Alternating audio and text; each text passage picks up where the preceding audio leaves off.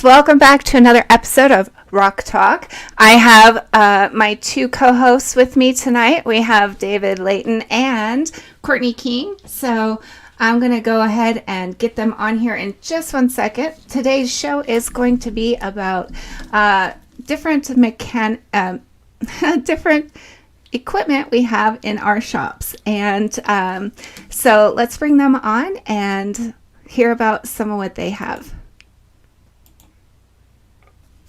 Hi, Dave. Hi, Courtney. Hey. Hello.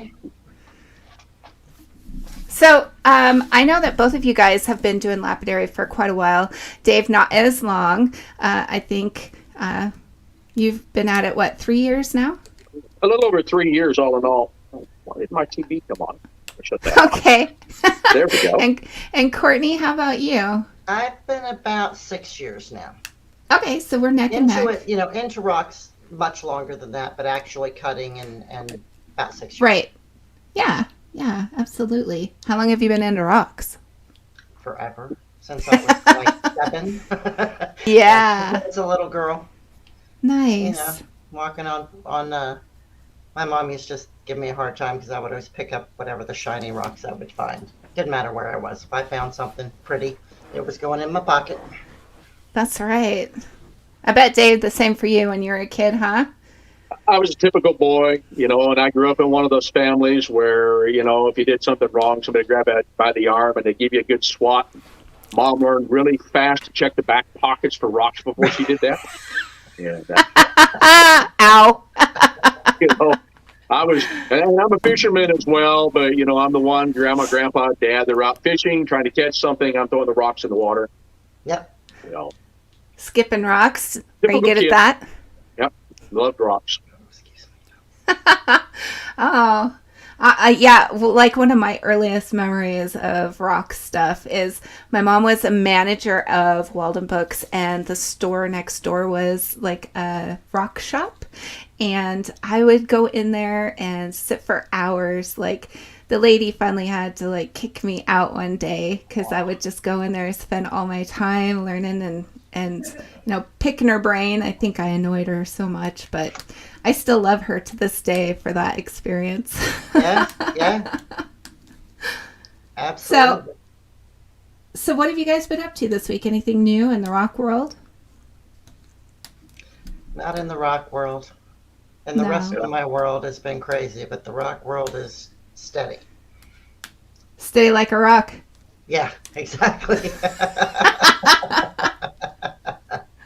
Well, and sadly, like most everybody else, I think we all work full-time jobs or, close to it and have family and stuff going on. So some weeks, it's really sad. I don't even get to come out and turn a cab some weeks. Right. I have been slabbing. Matter of fact, I just had to run out and shut my saw off. I heard a loud sound and a slab fell in half, so I got to reset it. But that's what I've been doing pretty much. As soon as I get home, I'm just slabbing because I don't have time to come out and actually do any cabbing, and I can do the slabbing while I'm doing other stuff. And but some interesting materials. It's always so much fun to slab up rocks and see what each slice is going to reveal. Right. Yeah. That is. Oh yeah. Yeah, it's like treasure hunting. It is. I love to see what's living inside. I always say, look at this. It looks, like nothing on the outside. Let's see what lives inside the rock. It's amazing. And that's an expensive desire because every single rock I find, I have to know what it looks like inside. And the bigger the rock, the more necessary a bigger saw. Right. Yes, exactly. Oh, goodness. So we do have a couple videos of some of the equipment that each of us have. I know that Courtney's video wasn't able to be uploaded today, so unfortunately we won't get to visually see it, but she will walk us through what she has and uses, and we're just going to talk about our equipment and what we like about it, and maybe give some advice for the newbies out there. Just your opinions. That's really what people care about hearing. Sure. So Courtney, would you like to go first? Sure. Put you on the spot. Yeah, thanks. Appreciate that. So I use a Cab King 6-inch cab machine to cut my cabs. I prefer the 6-inch like we talked about last week, because I can get those nice curves on some of my cabs, where the bigger wheels, I can't get that nice curve for some of the cab forms that I cut.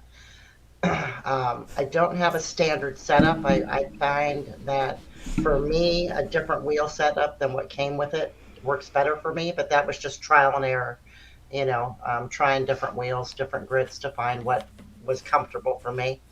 I use Diamond Pacific wheels almost exclusively. I use one hard wheel, and then the rest are all soft wheels.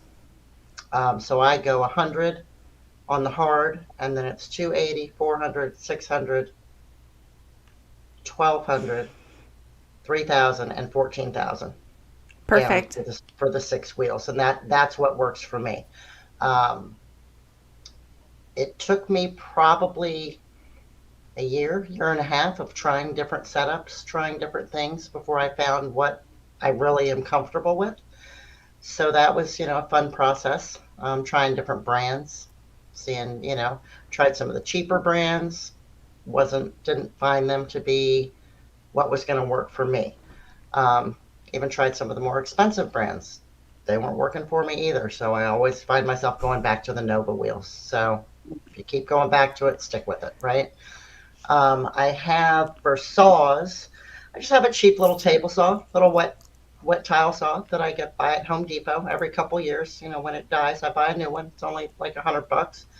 And I get generally 2 or 3 blades, and that'll last me a couple years of the life of the saw until the saw dies. And then I have an inland, just real small inland bandsaw that I use for preforms for some of the softer materials where the wet tile saw kind of might tear it apart a little bit. So I'll use the inland bandsaw for that stuff. And then I've got a 14-inch Highland Park slab saw, and it's the table, not the freestanding. And that seems to work out pretty nicely. I turned a storage room into a saw room down here. So it's kind of nice. I can, have slabs being cut while I'm cutting cabs, and I can just go back and forth. So that's nice. And then I also have a Dremel station for drilling holes, doing any kind of carving or anything like that I might need to do. So, and I started with the Dremel, so it's nice to kind of keep up with my Dremel work every now and again, lest I forget. So, and the rest of it is kind of, I've got my little tables, I've got a shipping table. I've got my computer where I do my computer work. I've got my little picture area. I've just kind of got a little bit of everything spread out all over the place. I've got a table for miscellaneous rocks that still need to be organized, So it's a mess, but it's my mess. It works. That's a fun part, right? Fun part is organizing and going through and. I mean, sometimes. Okay, for me it is. If you're in the mood for that, yeah. No, the fun part for me is the cutting. Like if someone else could do all that part and I could just cut, I'd be good.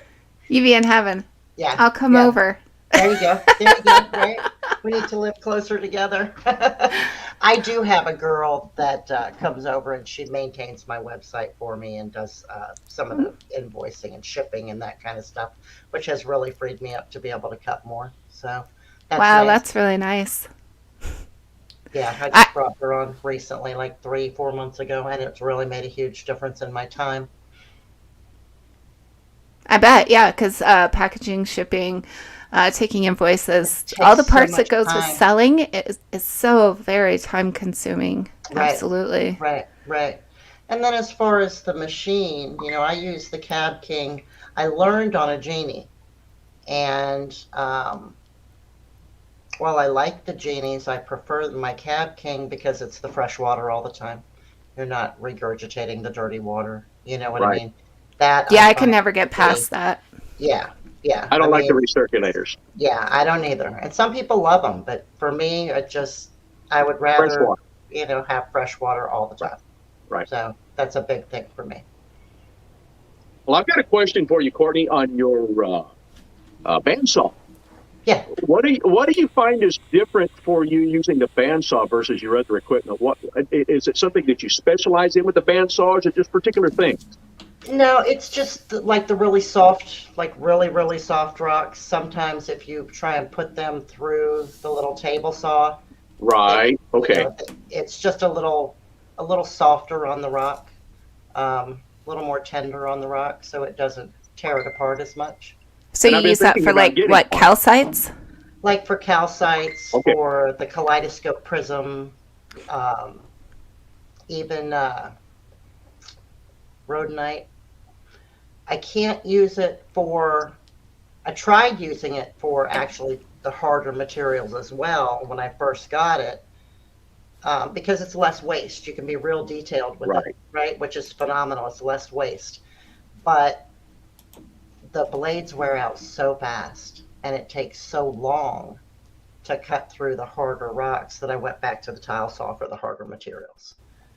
I thought about getting one because I wanted to get into doing hearts, and trying to get a blade in and do the cleft in the heart is really difficult without having overcut. And I thought, okay, maybe a bandsaw would do that. So how would the blade hold up on stuff like Jasper if you were just doing that type of a cut?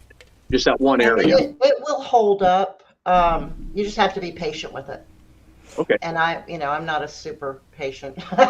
I'm not either. I want it to be done quick, right? So when I do hearts, I cut out the main, and then I literally will use the edge of my hard wheel to get the cleft. But I don't do hearts very often for that reason. They irritate the crap out of me. So yeah, and I can get everything but that one. Yeah. Right. Yeah. Yep. And I use a thicker blade on one of my HP saws, so I can actually use the edge of that blade and go around up to that cleft. But if you try to use the blade and go in there, you get that overcut that's hard to get out. Exactly. So I thought about the bandsaw for just that one part of the cut. Right. Yeah, that might work. I don't know why it wouldn't. But again, you just have to, with the harder materials, you have to have that patience, because with it, the blade is so flexible that you can't really push too hard on it, or you're going to dislodge it. So you just have to be patient with it. That's all. Okay. I just want to let you guys know that we are having an incredibly loud storm here. So if you see me like do that, it's because thunder and stuff. So good old Utah storm. Yeah. I love them. Oh, it's so refreshing right now out in the desert. So this, what did you call, Courtney, what was it that you called that, the fluorite, the multicolored fluorite that,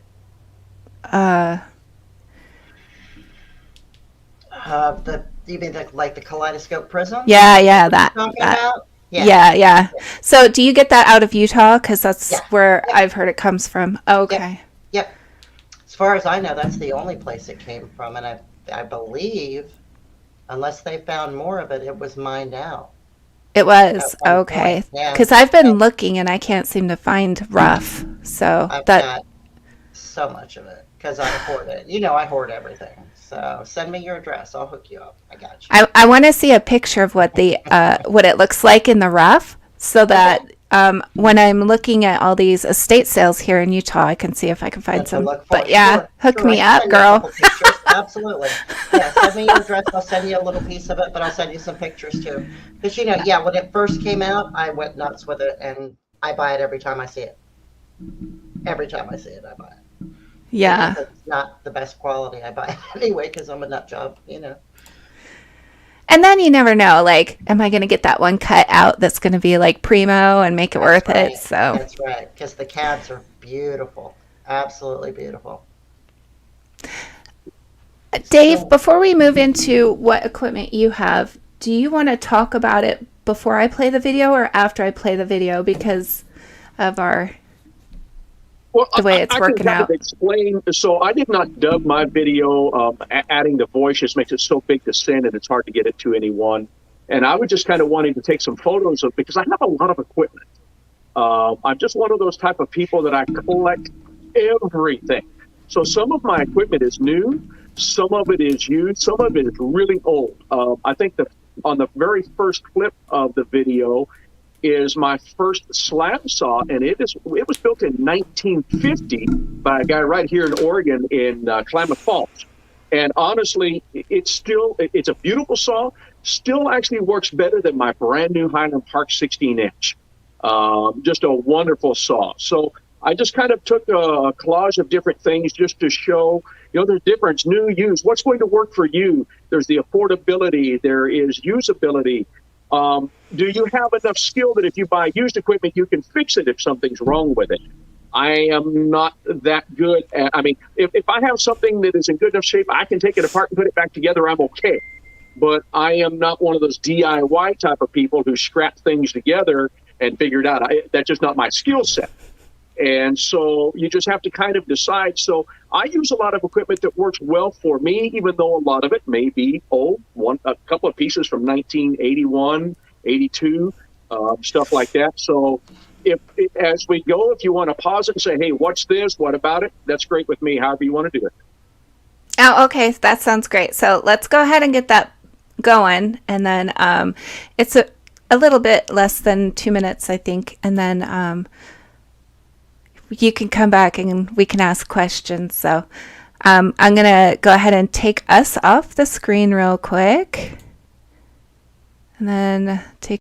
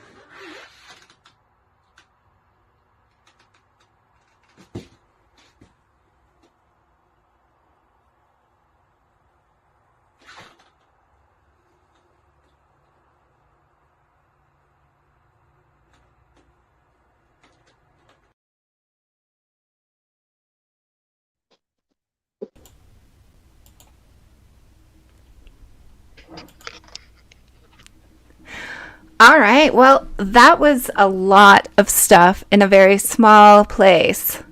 How big is your shop to fit all that? My shop is let's see, what is this? It's a 12 by 15. Okay. My shop is, which is honestly not very big. Now the bigger saws, all but the trim saws, my bigger saws are out on my back deck. So I've got the 10-inch out there. That first equipment that I showed you, all of that's on my back deck until I get a section that I have back here cleaned out that we were using for, well, it used to be kind of a nursery built onto the back of this right here. And I just want to note that the most important piece of equipment in my shop is the refrigerator. Go on. We get kind of hot around here, so you want to be comfortable in your shop. So do things, add equipment that benefits you. Not every piece of equipment is something that you're going to grind or rock with or that you're going to cut with. Some equipment is for you personally that makes you comfortable. I don't know if you saw my chair, but I bought myself one of the mechanic chairs that you sit in, and it has a nice soft cushion with a little the short back piece on it. It adjusts up and down, has 4 legs, so it's nice and stable. That's what I sit in front of my cabbing machine with. Now that's a really good idea. You know, take care of your back. You don't want to be hunched over your machine, causing Absolutely. yourself more issues than you Right. need. Yeah, And that's really something that important. I had to change. Sitting in front of my cabbing machine all the time, I have spinal stenosis and messed up discs in my neck, and they were hurting so bad all the time.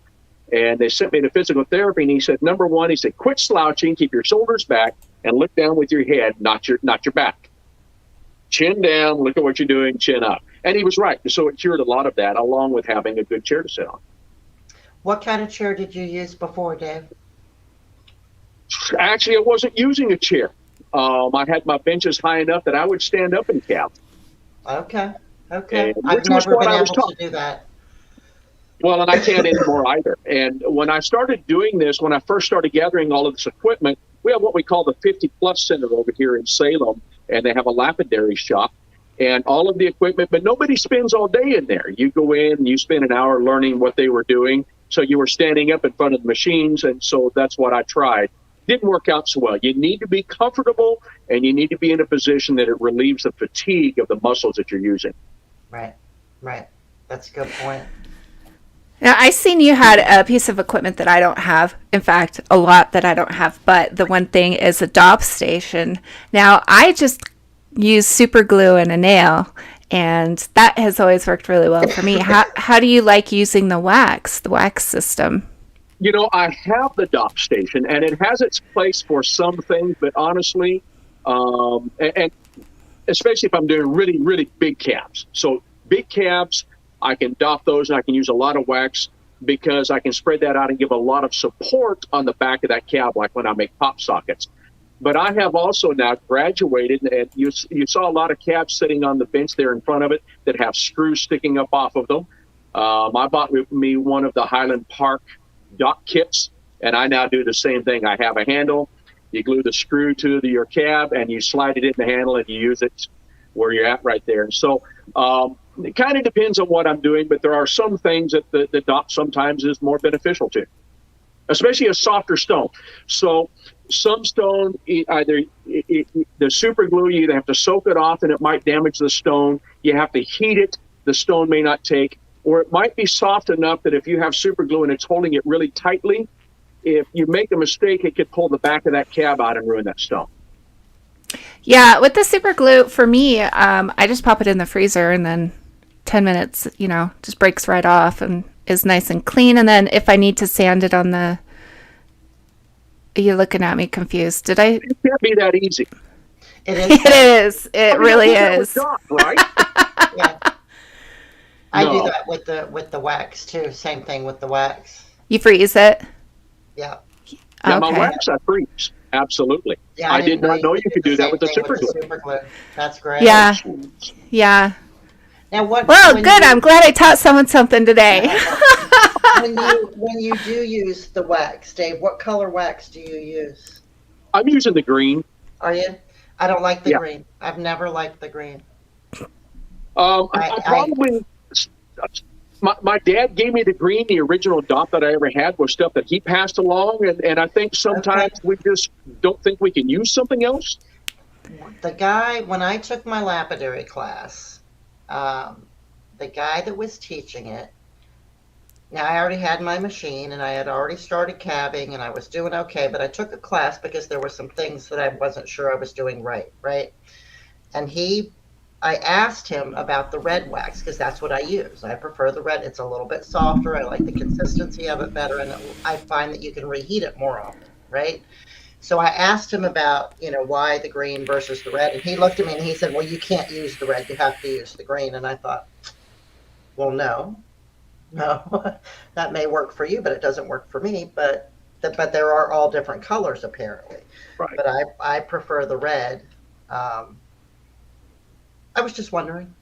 And they tell me the red is a little bit stronger of a bond than what the green is, depending on what you're bonding to. And I guess the black is a pernicious type of, it's difficult, but when you get it to hold, it'll hold anything. Right. Now, do you use anything on the back of the cab before you heat it and put the wax on it?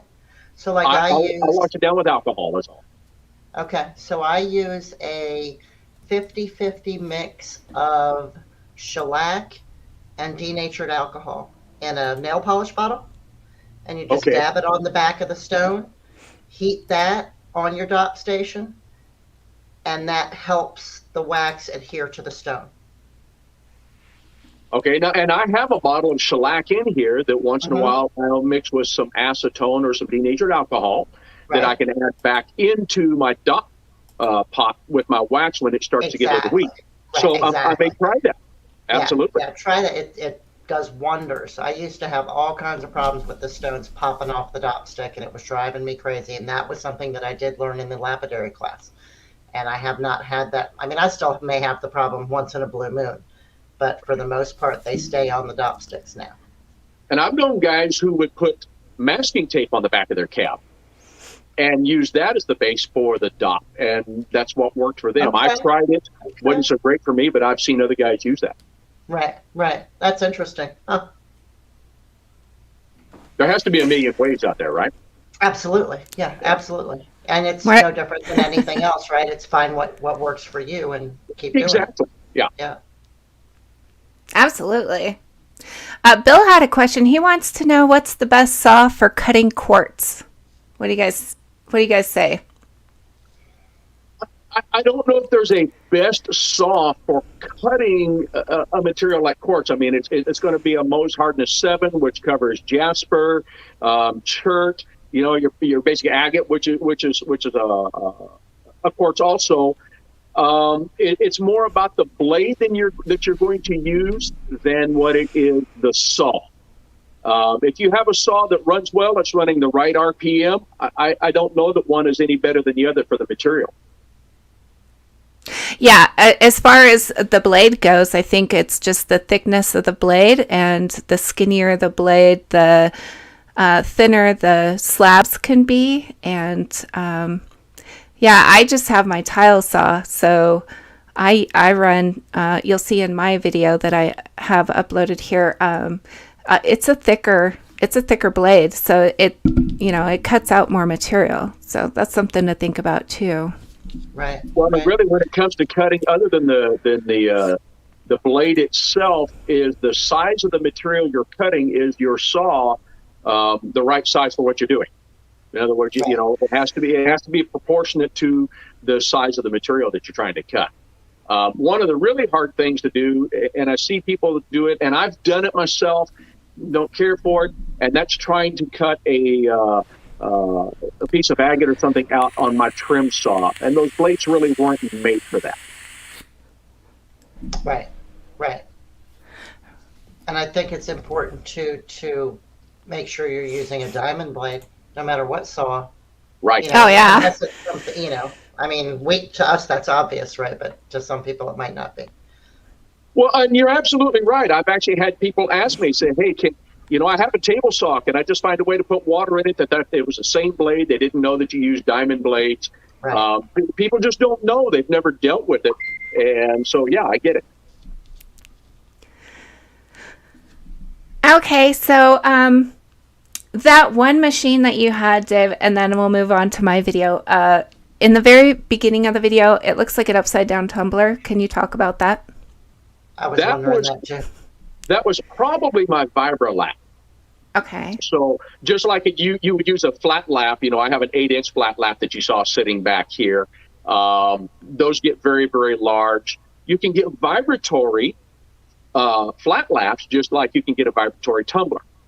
Okay. And so you take those and you get them set.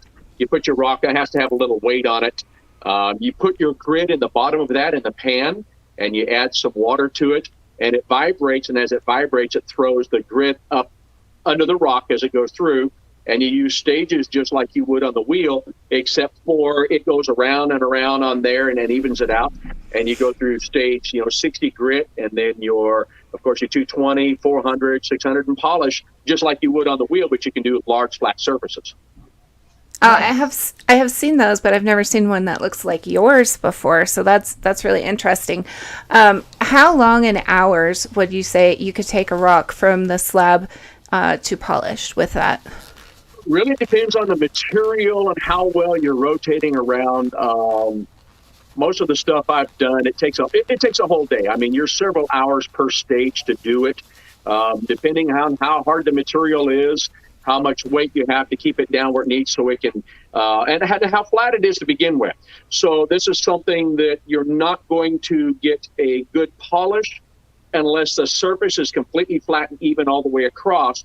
And one of the things that vibratory lap is designed for is to do that for you. So it comes off the saw, it may have saw marks, you put it on there, you can grind that down flat, and then you can go to polish. So you can polish in one day. That's pretty cool. Yeah. If you have depending again on the size, but absolutely. And then the one piece of equipment that does the same thing I did not show, it's down here in a box. I have one of the water grinders. So it's just like your typical grinder, except for this has wheels on it, has a water hose that attaches, and you run it back and forth across the surface, and you grind and polish in that same method. And, so the concrete polisher. Yeah, basically the same thing. I got this from Highland Park. Yeah. Yeah, no, that's awesome. Those are great. I like those for great big rocks, like if you just want to do like a nice face polish, like a dinosaur bone or a beautiful agate. Right. And the nice thing about those, let's say you find a large piece of petrified wood and it's kind of maybe has highs and lows on the ends. Those discs are flexible, so you can get down in those valleys and those dips and you can grind and polish. Nice. That's awesome. Okay, so I think I'll move on to my video really quick. It's just a minute 45, and I do talk through it, so you'll be able to hear what I have to say. Not that I don't know. Okay, so let me play that real quick. Thanks, Courtney. I'm going to show you the equipment that I use. I have this big table set up. This is where I do my cutting. It is just a 7-inch wet tile saw from Harbor Freight, and I do replace it. These are the blades that I use. About a $30 blade replacement. Lasts me forever. Then I use grinders for cutting. I like this model because it doesn't have a wire. And then because I do carving and stuff, I have drills, I have angle grinders. I do use polishing, usually when I'm carving. So you can see my rocks. I just had these slabbed up by a friend named Rich, who is a seller of rocks. He did an excellent job. Nice, big, beautiful slabs. That is for making signs. I use this mouse. Works great. How do I keep my equipment from having problems? Because some of them are not made for use with water. I use spray bottles. Okay. So then I also have a flat lap, which just gave up the ghost. So I got to figure out fixing it. Oh, and then for my Dremel station, I will just move it down onto the empty section of my table. I have lots of videos about that. I don't have very much equipment, but I make do with what I do have.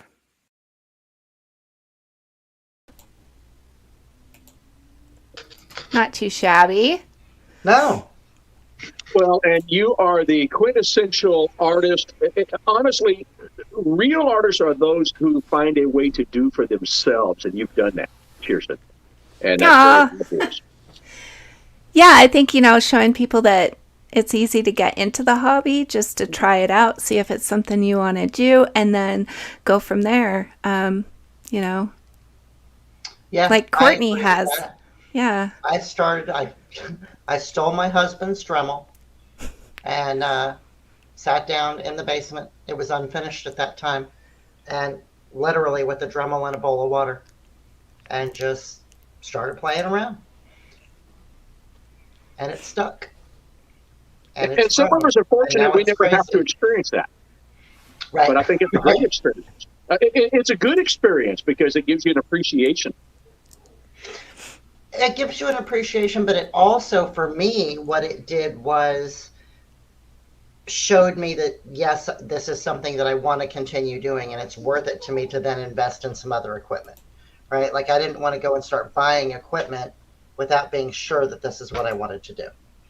So that Dremel we had sitting in the garage that never got used There helped you me go. make the Right. decision that this is the direction that I wanted to go, and it's just grown from there. So thanks, husband. Appreciate you. Well, and Kirsten, you have a lot of what I call DIY or make it work type of equipment, and which is great.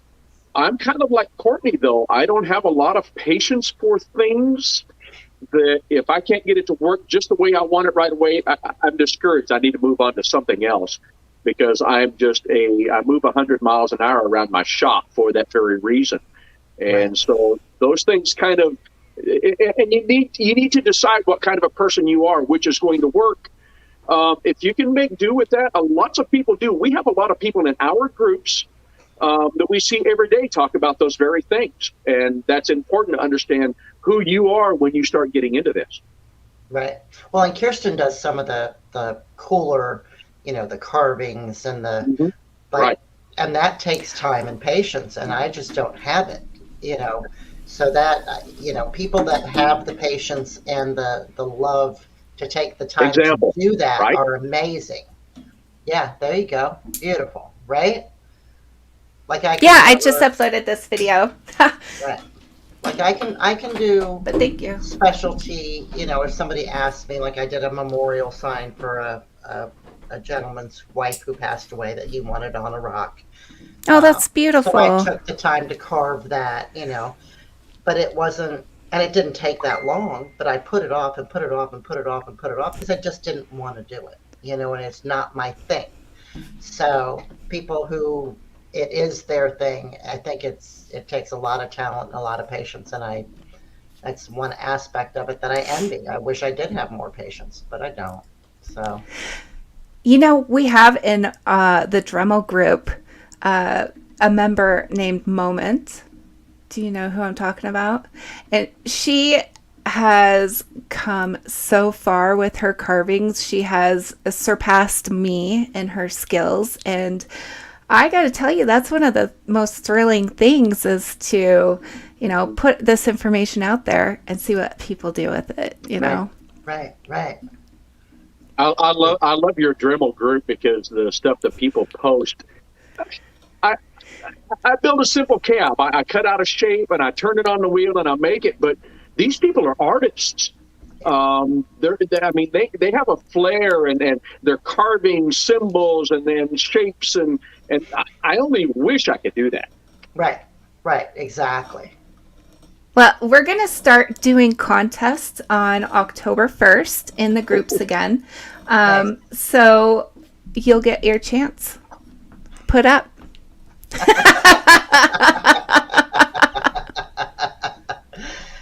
Well, I might have to get in on that. I thought about that. Just carve on the back of the plate with my Fordham back here. Just You should totally do that. To say I entered, right? Right, Yeah. right. I have two pieces of quartz just found out in the yard type of thing that a friend of mine gave me and my father gave me, and they both asked me to carve them something. And I have not. It's been probably 2 years because I don't want to. But maybe I'll make a point to start working on those since there's going to be contests involved. Maybe I'll use that as my motivation. Yes, motivation. It's good to have. Yeah. I gotta have Something pressure to I work make much stuff. better under pressure. Absolutely. Like if I'm in a time crunch, I'll jam them out, no problem. But if I've got like all day and I don't have, I'll put it off until the last minute and then just go nuts. So. Well, and I was digging in a bucket and I found about a 10-pound chunk of honey calcite that someone gave me. I wonder who that person is. I was going to say, I know where that came from. Yeah, when I went to Utah last summer, right? Yeah. Maybe I'll do the same thing. Maybe I'll cut a chunk of that. And, the worst I can do is it won't be what I want. I mean, it's worth trying. Yeah. And if you make a mistake, the only person that knows you did is you. Right. Yeah, because it's your art. So it is whatever you make it, right? Absolutely. I have a lot of art laying on the floor where I didn't like it and I threw it in the corner. Yes. Yes. I got a lot of garden rocks that are that exact thing.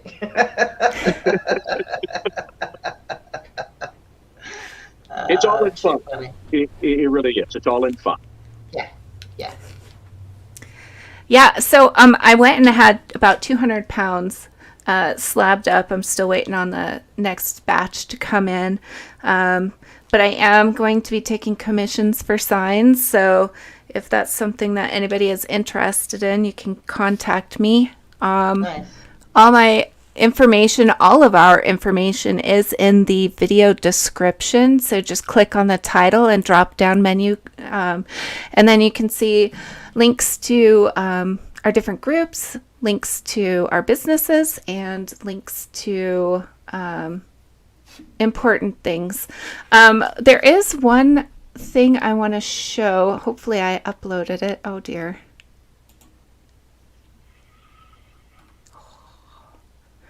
Okay. I don't know if I can show this with everybody on the screen. Let's try this one. Nope. Oh dear. Okay. I'm going to have to take, I'll let Dave talk about this. Dave, this is Vince's machine. Oh, yes. Let me see. Let me stand up here. As a matter of fact, you can see mine right there. And so Vince Allred sells this machine. This is the Easy Cab, and I bought this one from him about 3 years ago now. It is an 8-inch cabbing machine. One thing I love about it is the amount of space that it has between each wheels, which you can actually adjust. I mean, everything on this machine, you could go down to your local hardware store or your Napa Auto Parts and buy components for this. All but maybe the motor, which you may have to order in. It's just a Dayton 1750 RPM motor off of a swamp cooler. But the thing works fantastically. It's a beautiful machine. It has a fresh water supply. Yes, my bucket is sitting on top of it because I've been too lazy to do to it what it needs to be done.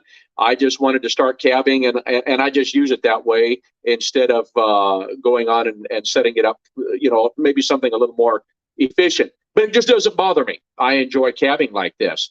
I believe right now this machine sells for, I think it's on sale for $22.50. Don't quote me, but it's right around that price. It's cheaper than the big machine, the 8-inch from Cab King. Some of the Cab Kings have features other people like better. I like this one. It's a simpler machine. It's stainless steel. It's from a small manufacturer in Utah. It's done me a great job. I have changed the bearings out on it once. I throw a little lube in them once in a while, and it just keeps right on ticking. Awesome. Thank you for sharing that. That is great. Yeah, so Vince is a good friend of mine, actually, and I've gone down and met Ben and his dad, and they're really great people, the people that have put that machine together. And what I love is I have seen some people take their wheels, you can change the spacing on them so that you can get in and do those, grind it down into those shapes that you're talking about earlier, the heart shapes and all. I really like them. The machine that I'm going to get is going to be that machine one day. So that you have all your machine was fingers. really made for these. I mean, when you have big hands and you're trying to get into that little I have bitty big machine, hands. you know? That's right. Yeah, you can get your fingers in. It's not like what is it, the Pixie or the Yeah, the Pixies whatever. are so They're small. so close Oh, if I together. had You to use a can't. 4-inch machine, yeah, no way. Yeah, Just no way. even the 6-inch Cab King they're close. You got to be careful. I have scraped up my knuckles on many occasions, which is why I want to get the second one and take that center wheel out of each one. Um, but I have, as far as the Easy Cab, I know a couple people that have them, and everybody that I know that has one loves it. Absolutely loves it. And one thing, Courtney, you were talking about for you being able to get in tighter shapes on the 6-inch machine, which if you saw my video, I have an old 6-inch sitting over here. It's an old cabinet made back in the 80s that I still use for certain things. But on the 8-inch, I like it because it has more surface area to work some of the flat spots on some of the cabs that I do. And so, you know, we use according to what we need and what works for us. I actually use both. I use 6-inch and 8-inch together. I'll do, because the old cabmate that I have has a bezel table on it that is set at a 30-degree angle. And I like to do belt buckles now, which require that set there to hold those in as you go. I can set it on there. I cut my bezel. I don't have to worry about a cab rest on the other machine. Then I can finish it out. But it has that surface area on the 8-inch machine, so I can get some of those flatter edges, because I'm really, if my girdle isn't perfect, it's one of those things that I throw over in the corner. Yep. Nice girdles are important. And everybody's thinking, what is a girdle? Okay. So What is a girdle? The girdle is the flat edge around the edge of your calves. If I got one sitting here, so you can see this right here. So that flat edge, about half of that will come up and will turn into a dome across the top of this cab. And what is left of that is called the girdle. And you want that perfectly either at a 30-degree angle if you're going to do a setting, or you want that perfectly flat all the way around. And so you need a wheel that you can put that on and keep that even and get a nice polish just like you would on the dome. My dome, you know, to me, that's easy. My girdle, if it's not perfect, it bothers me. Just that way. That's my tip. There you go. So that's a finished. The skinny flat edge The skinny is flat the girdle. edge here is the girdle, and then your dome, right? So that's probably not. I know the when I best said cab to girdle, a lot of use. people were going, okay, Right. why do they use a girdle off Maybe the you shelf? can you see it better on that one since it's got some color? I don't know. There you go. Yeah, that looks I nice. think they were both Yeah. good examples. Okay. Are, So are those that's, available on your website? Not yet. They will be next week. So what Had I to plug do- ya. Yeah, every week I post in a specific group, and it's the group that I started in.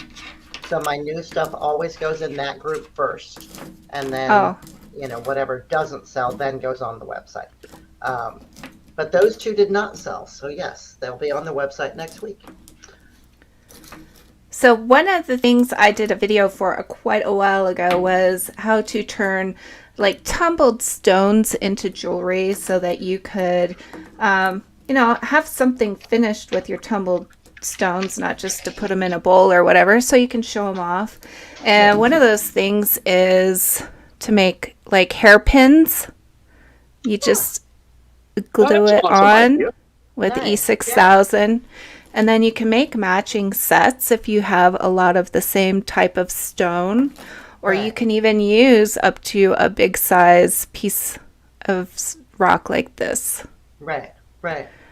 The only thing is, when you have to have thick hair to hold it. Hair, right. Now, Kirsten, That's what gonna be if a you lot don't of weight have a on your flat head, spot? right? Oh, I'm sorry. So, I know the lag. You can't tell who stopped and who hasn't.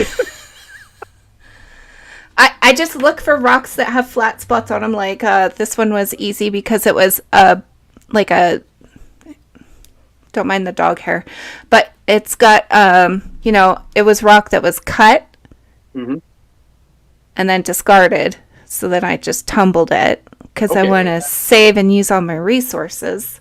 Right. So right. that was nice and flat. But I think most rock, if it doesn't have a flat, I don't have one that is, they're all What flat. would you do So if you really wanted to make something out of one and You it could didn't cut have it. a flat spot? How would you go about making a flat spot on it? I'd grind it down. I'd use, with the Dremel, I would just use like a small diamond blade and just cut like a Okay. nice flat spot. But you know, with having a flat lap, it's just so much easier. You just stick it on. 2 Yes. seconds later, you're Yeah. done, you know. Right. Right. Yeah. Right. Right. And that's the thing with going between having DIY equipment or using the Dremel, like I try to teach the beginners getting started, versus having the machinery, because time, how much is your time worth? That's something to think about. You know, you get one of those great big machines like is behind you, David, and you're done with the cab in what, 30 minutes at the most. Yeah. It takes Depending on what I'm hours making, yeah, to do it with the absolutely. Dremel. So Right. that's just definitely something to consider. How much is your time worth? Right. Right. Right. And how much is the art? How meaningful is the art to you? For me, it's more simple. I'm not a great artist, so this works for me.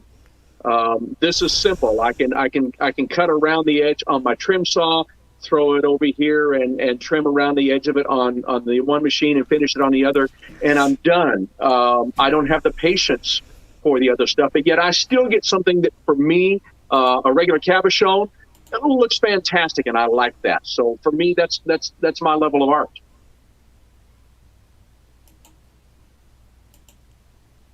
Well, I like that. And you do some incredible artwork on your machines, because I really love to see when you post all your beautiful pop sockets and belt buckles. And what are you going to be making for Christmas for me this year?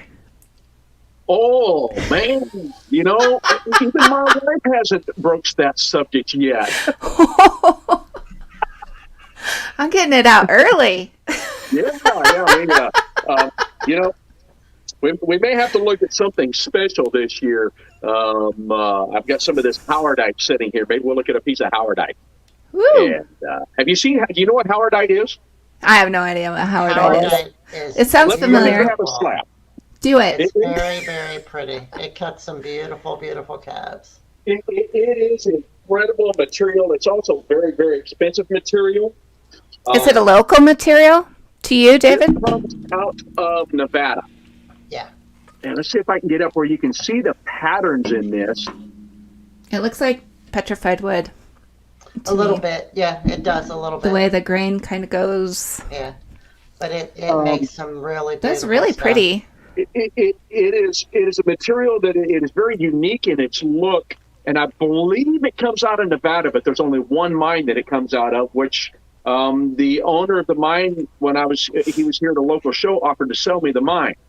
I'm just not independently wealthy enough to. Wow. Yeah, they're looking to sell the mine, and I love the howardite. I bought 2 really nice slabs from him, but at $50 to $100 a slab, you don't own very many of them. Right. Yeah, they're not cheap. No. What is the mineral composition of it for it to be worth that much? I mean, I get that it can only be found in one place, but there has to be something that's spectacular about it. I don't Just exactly pretty. remember the mineral composition. Yeah, do you? Me? Yeah. Oh, no. I have no I don't idea. remember either. I had a couple of slabs of it, and I cut it, and they sold like hotcakes. Right. But Yeah. I don't know, what the composition is. I have no idea. But yeah, it's just unique. It's one of those things that you don't see it very often. It's Right. fairly rare, and that just makes it worth more, I guess. And some people confuse it with what's called snakeskin agate. It really is not snakeskin. Snakeskin is more the red, and it does not have the separated foils inside the silica.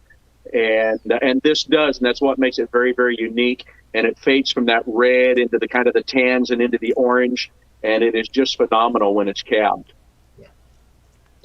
Cool. I can't wait. Yeah, me either. So you're locked in now, Dave. Like, I you're opened my You mouth can't get out. honey. We have witnesses. You might as well just write Kirsten on that slab and set it aside. One of these days, I'm actually going to cap some of the local material where Kirsten is at. And she sent me this year, I have some Tiffany over in some jars. But now, and that's where you're talking about the calcite and all the carving and everything. I typically carve hard materials. I'm a jasper, chert, agate type of a person. And I really want to cap, there's some beautiful stone in those jars that I have, that Tiffany that's in there. But I'm afraid to, I mean, it's like opal. I'm afraid to try to work it in case I make a mistake, because then it's gone. I mean, it's very, very expensive material. They are small pieces because of that. And if you ruin it, it's just done for. You just have to have a light hand. Yeah. You saw my hand. Like a feather. You're a feather. Right? Well, Yeah, that was the thing that was hard for me to overcome on the capping machines. And honestly, the smaller machine, I had even more problem on the 6-inch, because it's like, I'm bigger than the machine, and my hands are so big. I'm a trucker, and so you work with your hands all day and trying to learn to be light on your wheels. And if you don't, of course, you'll burn up the diamond on your wheel if you don't have a light hand, as well as ruining your stone if you're not careful. So I've had to work on that for 3 years. Wow. Well, you've done good. You've worked through it, because your stuff is turning out amazing. Yeah, some of that stuff you post it's beautiful. You do a wonderful job with it. Well, thank you. Doesn't always look so good to me, but then I'm that guy. Yeah. Right. I think we're all our worst critics. I've got the Tupperware. I've got two. I've got one under here and one over there that are just need more work or giveaway or whatever, because they're just not good enough in my Grind opinion, it into something else. sell. Right. Yeah. Right. Absolutely. Yeah. Yep. I've got a friend that she comes over about twice a year, and she always takes all of that stuff. She's like, "Oh, I'm going to do this with it, or I'll do that." Go ahead, take it. Just take it, because I'll probably never get back to working on it, because it just pissed me off because it didn't turn out how I wanted to. So Yes. whatever. Just make it go away, please. I just throw all those in the tumbler and I forget about it. Right.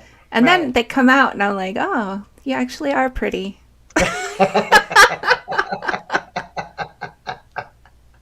Mine are the silly things. My buddy Jeff here in town, he and I do a lot of rock hunting together. He's the vice president of our charity. And he'll look at one and he said, "What do you mean it's no good?" I said, "Well, there's a little bitty dinky facet in the top, and if you look, you can see 2 very small scratches." He's like, "What's wrong with you?" But I can't handle it. If I see a scratch anywhere in that surface, that stone has to be redone, and or it might just make me discouraged. And I'll throw it in the corner. And again, I'm like Courtney. I might get back to it someday. Right. Someday. Yep. Yeah. Oh, you guys, thank you so much for joining me today and coming on this show and talking about all the equipment that you guys have. I'm just so excited to see what everybody's going to make for the upcoming holiday season. And on our Dremel Lapidary group that we have on Facebook, I will be starting a new challenge on October 1st. Courtney and Dave, I'll let you have a minute to just tell us what you guys have going on in your businesses and the charity. Go ahead, Courtney. I knew you were going to do that to me again. Girls rule. We're first. I don't have anything going on other than normal. I'm cutting rocks. Okay. I'm cleaning stuff. I'm being a nut job. I showed last week the 2 real special slabs. Those are on the plate for next week. They were supposed to get done this week, but I ended up going to Tennessee and picking up a car and driving back. So I lost 2 days. But yeah, I mean, it's just same old. Nothing new going on here. Dave? Well, I guess that brings it to me then. So if you go to Facebook, we are Rock Tumblers, 2 words, 4, and the word 4, not the number. Rock Tumblers for Autism. And so we have a charity. What we do is we raise funds and we buy lower-tone rock tumblers and give to school-age kids who have autism. And I went from being a truck driver years ago, needed a change of life, and so I became a special education teacher. I have a son, a 16-year-old, who has high-functioning autism. He loves rocks. He loves minerals. He has a rock tumbler, and his interests are going otherwise now. He has a pickup truck to work on as well, but he still loves his rocks and minerals. So we found out it's just really great for them. And so I think in this last year, I believe I counted, we gave away 27 rock tumblers. I gave away 3 last week to kids who have autism.